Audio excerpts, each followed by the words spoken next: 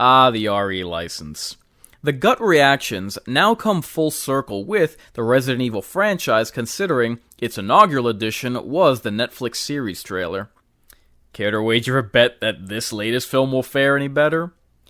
If you're like me, you've wondered, hey, with all these sequels, just where is our dear old Jill sandwich?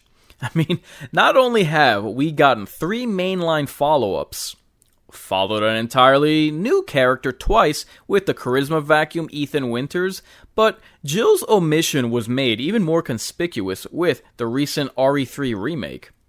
You know what else was conspicuous? How much that RE3 remake sucked. On to the movie. So, apparently this film picks up after RE5, otherwise known as Jill's rebellious blonde phase, And twins! Parties that never end! Dogs that love cats! And twins! Okay. Yet, she looks just like she did after RE3 remake. There's continuity for you. Well, let's at least be happy that the cast remains intact. I mean, we don't have to worry about pandering gender swaps like Shill Valentine from the recent film remake because affirmative action's been repealed. Meanwhile, Claire Redfield finds a noxious and repellent hot mess washed up on a beach, and I'm not just talking Greta Thunberg. Well, not just her. What's the connection between a stranded Shamu and a prison island turned tourist attraction? Don't know. So, there's some shenanigans going on Alcatraz. Welcome to the Rock. Therefore, what's the game plan? Going in guns blazing? Retaliatory drone strikes that mistakenly target civilians? Troops and taxpayer money that we sent into Iraq? Or is it Ukraine? We send in Chris Hemsworth? How's about a guided tour?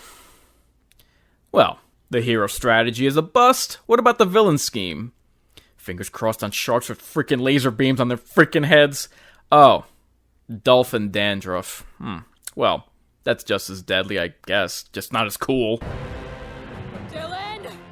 You son of a bitch.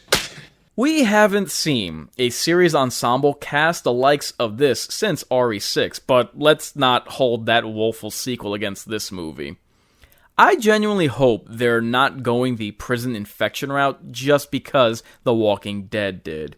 After all, they are doing the turning zombies without being bitten gimmick. But let's be honest, it wouldn't be the first time this franchise has bitten off other zombie properties.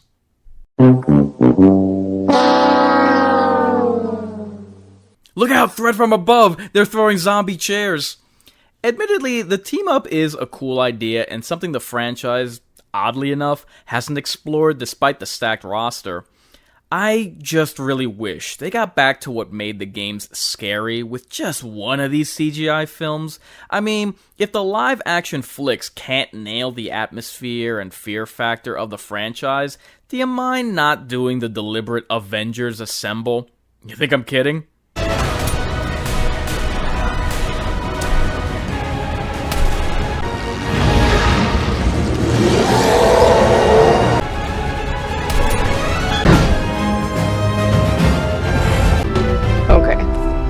Speaking of, thank God they're at least ditching the political espionage from the 2021 miniseries.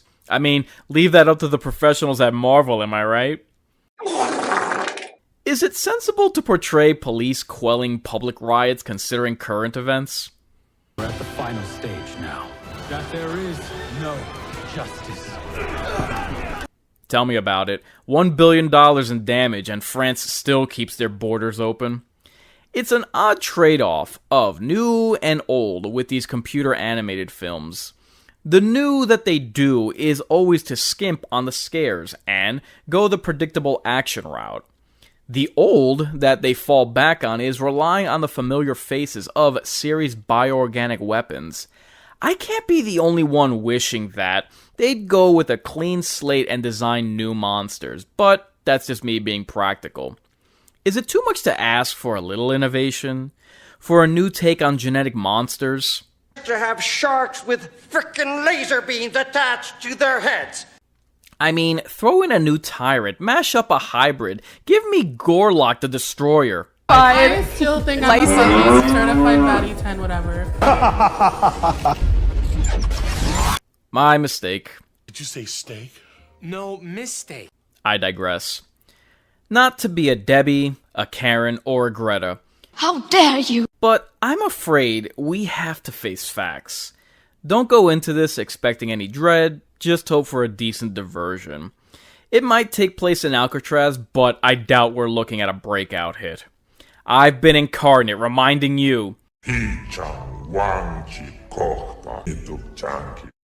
I ain't just a big deal, Are you comfortable? Actually, no. I'm the real deal. You know my policy regarding fatties. If you're resigned to your fate, time to subscribe to your fears. Warn your friends. Warn everyone.